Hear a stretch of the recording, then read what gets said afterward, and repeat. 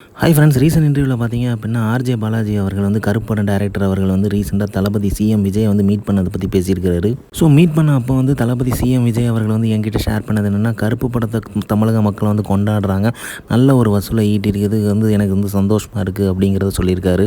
அதே மாதிரி ஆர்ஜே பாலாஜி அவர்கள் வந்து ஷேர் பண்ணும்போது பார்த்தீங்க அப்படின்னா, அவரை நம்பி 1.7 crore பீப்புள் வந்து ஓட் பண்ணியிருக்காங்க. ஸோ கண்டிப்பாக வந்து அவர் மாற்றத்தை வந்து உருவாக்குவார்.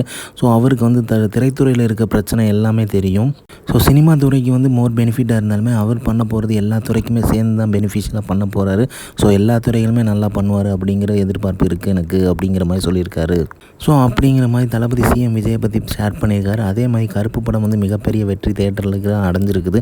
ஸோ அதனால் வந்து ஓடிடியில் வந்து மிகப்பெரிய வரவேற்பு பெறும் அப்படிங்கிறது இன்னொரு பக்கம் இருந்தாலுமே, ஓடிடியில் வந்து மிகப்பெரிய வரவேற்பு பெற்ற தேட்டர்கள் படத்தை எல்லாத்தையுமே ஃப்ரேம் பை ஃப்ரேமாக பார்ப்பாங்க. ஸோ அதனால் அதில் உள்ள மிஸ்டேக்ஸ் எல்லாத்தையுமே பார்ப்பீங்கிறது தெரியும். கண்டிப்பாக மிஸ்டேக்ஸ் நிறையவே இருக்கும்.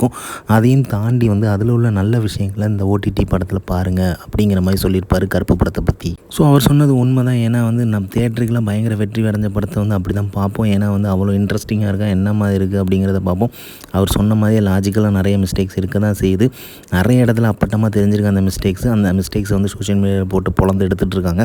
அதுவுமே உண்மை தான். பட் ஆனால் அதையும் தாண்டி பார்த்தீங்க அப்படின்னா, கமர்ஷியலாக ஒரு தமிழ் படத்துக்கு என்ன தேவையோ அதை வந்து எடுத்துருக்கிறாரு. ஸோ லாஜிக்கலாக நிறைய மிஸ்டேக் இருக்குது. நம்ம நிப்பாட்டி பார்த்தோம் அப்படின்னா நிறையவே இருக்குது. அதை வந்து பார்த்திங்க அப்படின்னா பேக்ரவுண்ட் மியூசிக் சில இடத்துல வந்து தூக்கி கொடுத்துருக்கு, அந்த லாஜிக் மிஸ்டேக்கெல்லாம் காப்பாற்றிருக்குது.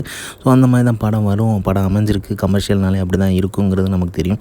ஸோ அதையும் தாண்டி கருப்பு படத்தை வந்து எப்படி மக்கள் கொண்டாடிருக்காங்க தேட்டரில் அப்படிங்கிறது தான் நிதர்சனமான உண்மை. மாபெரும் வெற்றி அடைஞ்சிருக்குது. ஸோ அதை தான் வந்து தளபதி சிஎம் விஜய் அவர்களுமே ஷேர் பண்ணியிருக்காரு ஆர்ஜே பாலாஜி டைரக்டர்கிட்ட. ஸோ அதை தான் அவர் வந்து இப்போ இந்த ப்ரெஸ் மீட்டில் வந்து ஷேர் பண்ணியிருக்காரு. ஸோ இந்த மாதிரி தளபதி சிஎம் விஜயை பற்றி தெரிஞ்சுக்க லைக் பண்ணுங்கள், ஷேர் பண்ணுங்கள், ஃபிலிமா சேனலை சப்ஸ்கிரைப் பண்ணுங்கள். தேங்க்யூ.